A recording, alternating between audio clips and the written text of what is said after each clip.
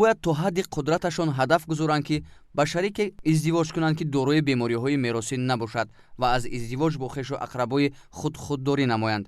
вобаста ба никоҳи хештаборӣ дар байни ҷомеаи Тоҷикистон корҳои фаҳмондадиҳиву тарғиботӣ гузаронида шуду филмҳои гуногун рӯи пардаи синамо омаданд.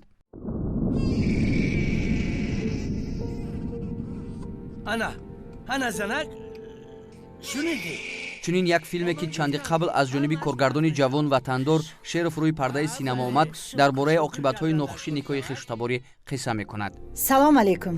ассалому алейкум. мебахшед, шумо ба айёдати рухсор омадед? бале ман хусураш ин кас хуштоманаш. табрик мекунам, писар таваллуд кард. дар филм нишон дода мешавад ки ба хотири молу сарват ва барҳам нахӯрдани хешутабориву кинаву адоват рух надодан байни апаву хоҳар, онҳо фарзандони худро бо ҳам оиладор мекунанду аммо оқибати нохуши онро фикр намекунанд ки ба чунин натиҷа оварда мерасонад. аз сабаби баробар будани хуни хешутаборӣ фарзанди шумо кӯдаки носолим ба дунё овард.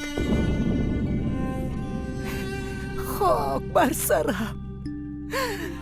ана оқибати никоҳи хешу таборӣ мол аз даст наравад, бойгарӣ аз даст наравад, бало ба паси чизу чораи сарвати дунё. ҳадафи коргардон ҳам аз офаридани ин филм дар он аст ки хешутаборӣ боқӣ бимонад, на бо воситаи никоҳи хешутаборӣ. як ғизои маънавӣ барои мардум диҳем. бубинед аз тарафи ҷаноби олӣ бисёр хуб дарж гардид ки мо бояд хештаборӣ наздикро яъне ки риоя кунем, намонем. як ҷанбаи дигараш ин аст ки бубин масалан апав хоҳар ба ҳамдигар қудо мешаванд, баъди 1 моҳ 6 моҳ 1 сол ба ҳамдигар қаҳрӣ мешаванд. аз ҳисоби чи аст? аз ҳисоби фарзандони худ аст. мо асоси мақсади мо ана ҳамин буд, ҳадафи мо ҳамин буд ки мардум ҳамин чизро дарк кунанд. инчунин коргардон мегӯяд ки филми офаридаи ӯ то ҷое муваффақ ҳам шудаасту бинандаи худро пайдо кардааст.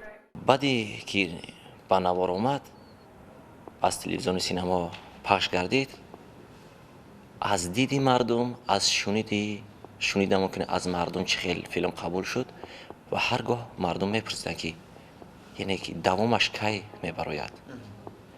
ва ҳатто гуфта метавонам ки чанд ҳамсояи мо, чандин мардум ҳатто гуфтанд ки мо баъде нами филмро дидан мо аз баъзе чизҳо худдорӣ кардем. ин барои мо як хушбахтӣ буд. ба ақидаи коршиносони соҳаи тандурустӣ, никоҳи хештаборӣ замоне дар байни қавмҳое ки гурӯҳ зиндагӣ мекарданд вуҷуд дошту он замон ҳам дар пай оқибатҳои нохушояндро ба бор меовард.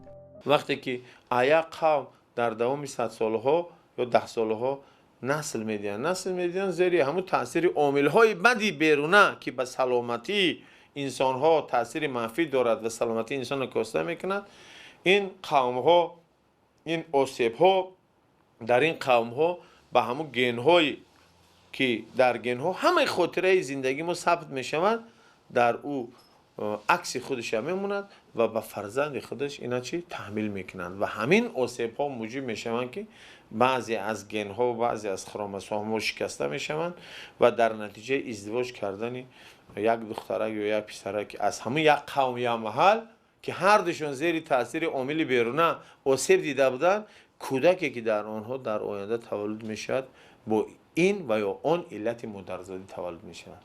асосгузори сулҳу ваҳдати миллӣ, пешвои миллат, президенти ҷумҳурии Тоҷикистон муҳтарам Эмомалӣ Раҳмон ҳамеша таъкид менамоянд ки насли солим асоси бунёди ҷомеаи солим аст. андешидани тадбирҳои сунманд баҳри ҳифзи солимии ҷомеа бозгӯи талошҳои пайваста мебошанд ки манъ намудани никоҳи хештаборӣ яке аз онҳост. дар яке аз паёмҳои солонаи худ сарвари давлат оид ба масъалаи мазкур нигаронӣ намуда масъулинро муваззаф сохтанд ки масъалаи муоинаи ҳатмии пешакии тиббии издивоҷкунандагон ва пешгирӣ намудани никоҳи байни хешовандони наздикро якҷо бо мардум ва ҷомеаи шаҳрвандӣ ҳаматарафа омӯзанд, зеро ин тадбир барои хушбахтии оилаҳои ҷавон бисёр муҳим аст. никоҳи хештаборӣ аз нигоҳи соҳаи тандурустӣ чӣ оқибатҳо дорад? барои посух ба ин суол мо ба муассисаи давлатии маркази ҷумҳуриявии тибби генетикӣ муроҷиат кардем ки дар ҷавоб чунин гуфтанд. ما متخصصان سوای تندرستی باید کوشش کنیم که امروز در آفریدن نسل سهمگذار باشیم، چون که جامعه ما باید که نسل سالم و ملت ما باید سالم گردد. و در این جدا یکی از پرابلمایی که در برپا کردن نیکوی خشتباری میبینیم این تولد فرزند ناسالم میباشد و هدفهای اساسی مرکزی ما این پیشگیری تولد فرزند ناسالم و با بیماری‌های ارثی گرفتار شده میباشد و ما کوشش میکنیم که در این جدا سهم ارزنده خود را گذاریم، چون که در حقیقت هنگام برپا کردن اویله های خشتباری فرزندهای ناسالم عیان به نظر میرسد. از جمله بسیار نزدیک بودن خونی بین خشتباری و آمیخته شدن حجره های ژنتیکی وقتی که آنها با یکدیگر مانند میباشند، از آنها فرزند ناسالم تولد شدنش ممکن.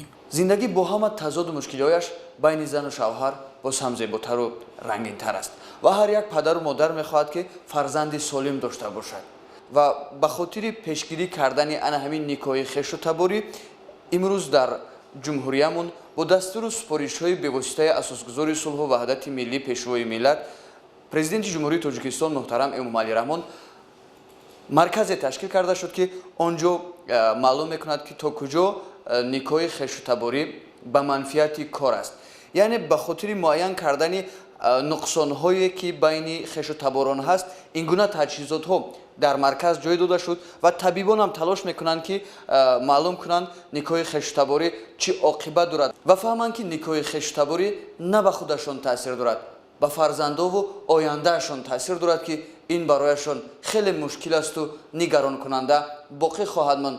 باید گفت که همه این تجهیزات‌های زمانوی که در اینجا گذاشته شده است با دستگیری رهبری عالی مملکت روی کار آمده، این هم باشد برای بلند برداشتن سطح حفظی اجتماعی اهالی روانه کرده شده است. بر طبق امور وزارت تندرستی سال 2014 در تاجیکستان تقریباً 25500 کودک و نورس معیوب بود که 35% از جفت‌هایی که به هم خش به دنیا آمدند.